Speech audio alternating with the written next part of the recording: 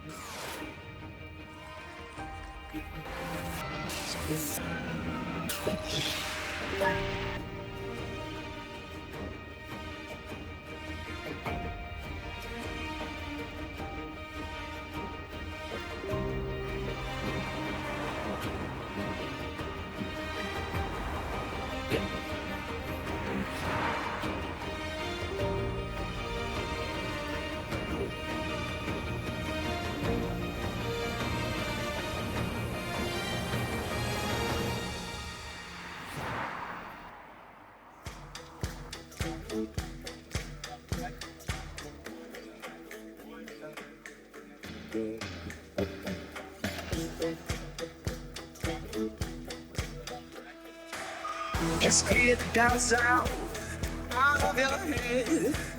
There's still a reason we all push ahead. I know it's never come before. So bring it on, just bring it on. It's been before, now it's clear outside the sky. This is the moment we're running free. What's it gonna be?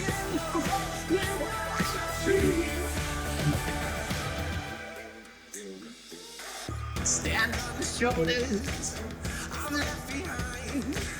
There's still a reason we all push ahead. What you know will never hurt you like before. For now it's clear by time's come.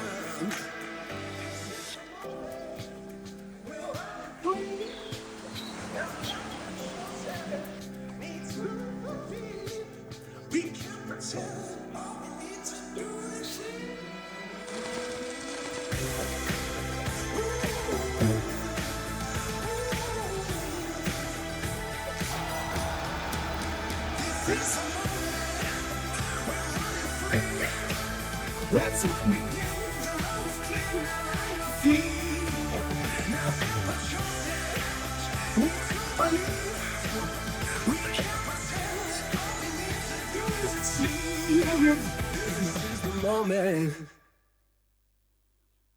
Right.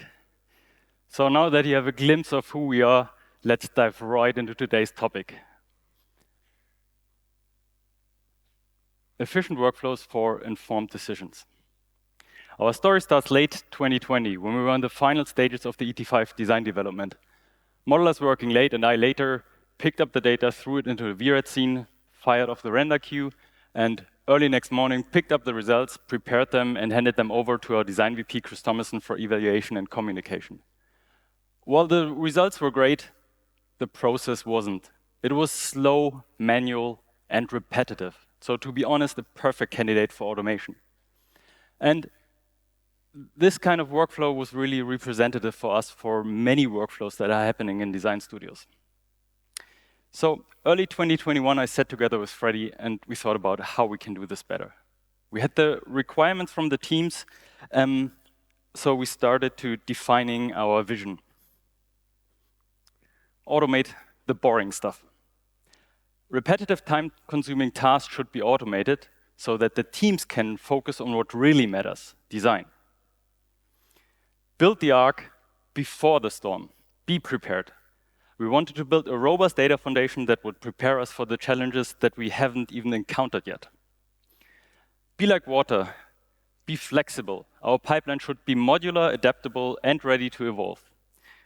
And think outside departmental silos. System efficiency is not just about one team, it's about creating synergies across the departments. And ultimately, highly informed decisions. By automating workflows and ensuring data accessibility and availability, we are empowering the design teams to make strategic, data-driven decisions. We then pitched the idea of a dedicated pipeline department to Chris Thomason, and we got the green light. With a mandate in place and guided by our vision, we set out to build the blueprint of our pipeline. Now, from experience, we knew that timely, well-informed decisions require the availability of large amounts of diverse data, both 2D and 3D at a high frequency. The scale of data made automation essential, and for automation to work properly, we need standardization. Creating clear and consistent frameworks to enable smooth, efficient processes. Now let's work our way backwards to see how we implemented those guiding thoughts. Let's start with standardization. As the base layer, we decided to go for Flow Production Tracking, FPT, formerly ShotGrid, formerly Shotgun. So as it already gives us features like file streams and file versioning and automatic file names. But on top, FPT allows you to develop in your most commonly used tools like Alias, Maya, and VRED. But it doesn't stop there. FPT makes it easy to build strong workflows that support your processes and even reach into your PLM system. Now, in addition, we created naming conventions for parts and subassembly, a part name library, a set of standardized materials, and release conventions as a rule book. Now, all of this data and much more is stored on a custom RESTful server, the Vehicle Configuration Server, VCS as we called it.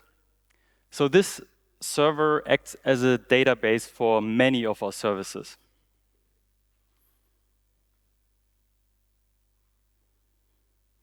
As the expected state of data required quite some effort on the creation side, we built a bunch of applications to help with creating convention-conform data. So this here is the release assistant with an alias. It helps with creating layers/parts following our part name library. And you can also create missing part names directly out of the tool here. And it helps you with like fixing some of the issues in your scene, not all, but some of them that would otherwise have to fix like manually. And this is the multi-tool. It's a collection of helper tools. So we have like a versatile rename utility. We have like a tool to create layers from object, which is especially helpful when coming in with ISIM or cut part data. And we have tools to automatically assign shaders by layer names or by folder names.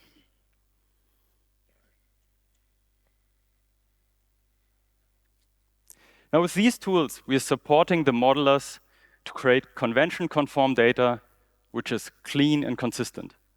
It is easily transferable and allows for seamless collaboration. But most importantly, standardized data allows for building strong automations, as we now know what structures and contents we can expect. In general, we try to process as many of the tasks on our dedicated service machines to not block the users. So here are a few of the automations that we have in place. So this is the alias auto assembly. So whenever a modeler publishes a part or a sub-assembly to FPT, we can automatically trigger an assembly with all the latest other parts automatically. So no more manual assembly building is needed. And another example is our custom-developed two-way bridge from Alias to our PLM system. In our case, that's 3D Experience. So you can publish full trees right from Alias right into our PLM system. You can even manipulate it, the data in the PLM system right out of Alias. And in the other direction, also with a custom-developed interface, you can pull package and criteria data directly into FPT and make it available for the modelers. But these automations can be way more complex, like our garage workflow. With this one, modelers can publish a latest subassembly, so an interior exterior, to our virtual garage, which is a special project within FPT. And the subassembly is then taken and married with its chassis and its exterior and interior counterpart, and handed over to the garage workflow. So the garage workflow is a collection of 40 deadline jobs with another 75 subtasks running on our render farm. And it's processing the data, it's converting the data into multiple file formats, and it's creating a turntable of each of the models, 2 panoramic interior views, so one from the driver's perspective and another one from the passenger perspective in the back, a set of standard exterior views, and a set of standard interior views, as well as a few more images showing the car in a more natural environment.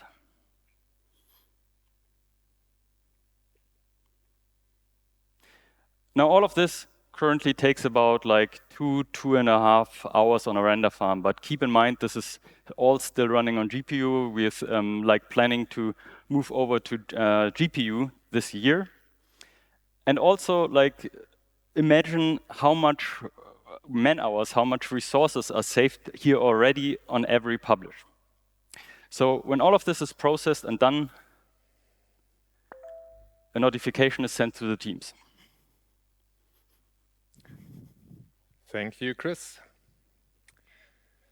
So this was a quick glimpse into the back-end side of our design pipeline. And with all the workflows and automations we have in place now, we're generating the right amount of data at the right frequency, and all of it fully automated, which is amazing, but it brings us to the next challenge.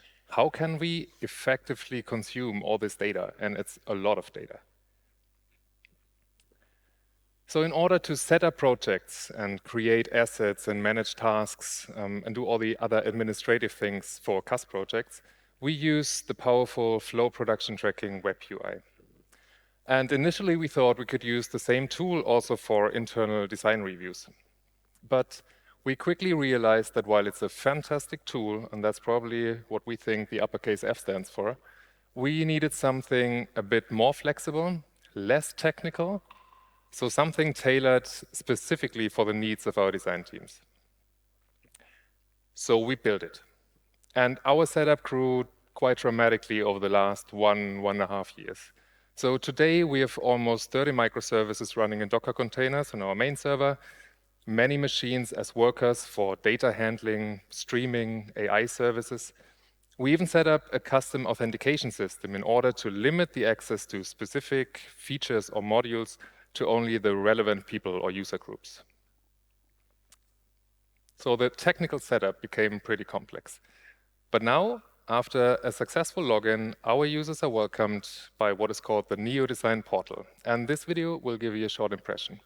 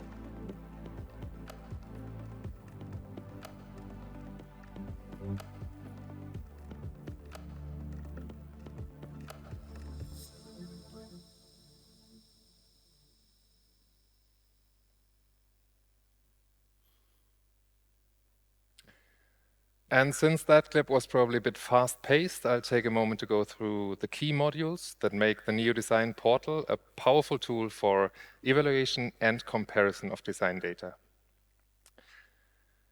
So the starting point is our garage. It provides a quick overview of all our models, the current design development phase, and the latest published dates of interior, respectively exterior data. So it's a snapshot of where everything stands at one glance. And imagine this screen not showing the production cars, which obviously are the only cars we're allowed to show here, we've been asking, but rather, the category design development, where everything is a bit more lively, more colorful. We have group cards with all the models before down selection. So it's a bit more exciting. For deeper insights, we do have detail pages per model. And this is where our users can access all of the automatically generated content, like basically everything that Chris was showing on the garage workflow slide, as well as manually uploaded materials like presentations, meeting and decision minutes, Visu content, maybe marketing images. So, and on top, if needed, geometry can be downloaded in multiple formats for further use. So those pages really have become the de facto data hub for our design teams.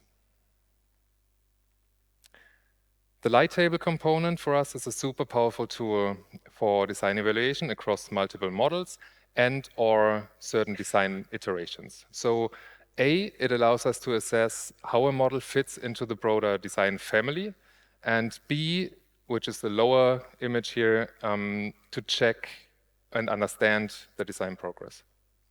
And again here for the lower image, imagine this view not showing two different cars, but rather last week's design output compared to this week's design output. So before all, it's a super convenient tool to make sure that our design progress is on track and we're not somehow running in circles. When a quick visual check in 3D is needed, stage streaming is there to help. And the streams are rendered by a number of thread core instances that, depending on the streamer type, get spawned upon request or are always up and running with like a predefined list of assets being always loaded. And those assets normally include everything under design development and the direct ancestors. For more advanced reviews, we also have two custom-built machines that can do like a 4K stream and real-time ray tracing, all the bells and whistles, that can be used within the stage streaming network or standalone with VRED tools, like in collaboration mode, especially for the two design power walls that we have in Shanghai and in Munich, so everything is synchronized. And directly within VRED, we also developed a bunch of plugins that help us to bring over all the convenient features from the Stream app directly into VRED. So with a NIO Design Portal and a set of plugins on top, we've made it easier than ever for our design teams to access, to evaluate, and to compare design data. And ultimately, this enables us to make faster and highly informed decisions. So building that whole pipeline, including both the back end and the front end, has been a massive undertaking. And I mean, quite naturally, there are super many challenges along the way. But if we would be asked whether we would do it all over again, the answer would be a resounding yes. It's worth a lot having a pipeline like that.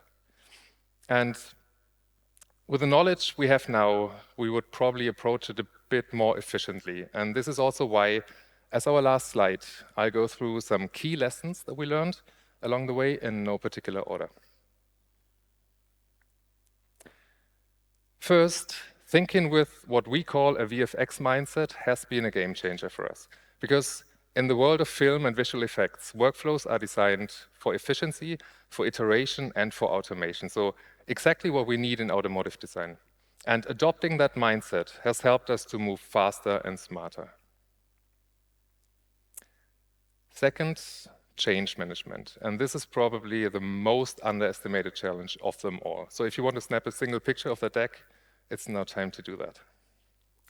Because building better workflows is not just about technology. In the end, it's about people. And change is hard, even when it's for the better. And we all know that, I guess, from our own lives. So, helping teams to embrace new ways of working takes a lot of communication, a lot of patience, and a lot of persistence. Next up, building on the shoulders of giants. And I know this term from web development, where we rely on powerful, battle-tested technologies like Node.js and Express, Python and Django, or in terms of front-end, React and Material UI. So instead of reinventing the wheel, we take what works and we adapt it, we extend it, we build on top. In the world of not only automotive, but design pipelines in general, flow production tracking can act as this foundation because it provides the stability and the scalability to build efficient workflows on top. And finally, don't be afraid of custom development. While off-the-shelf solutions can be super powerful, sometimes the only way to get exactly what you need is to build it yourself. And if you ever need extra support or resources, there's also Autodesk implementation services there to help. And this is my segue. I see Barbara and Frederick sitting there. Your expertise played a key role in bringing that whole vision to life. So thank you for that. And while we're at it, also a big thanks to Brandon. I don't know if he's here in the audience today, for your constant support and always having an open ear. So thank you. And with that, also thank you all for your time. We hope this presentation gave you some valuable insights in our design pipeline, our workflows. If you have any questions, don't hesitate, come and find us. I guess we're going to be right down there after the presentation. And we're always happy to chat about pipelines, workflows, automation, development. So just hit us up. Thank you.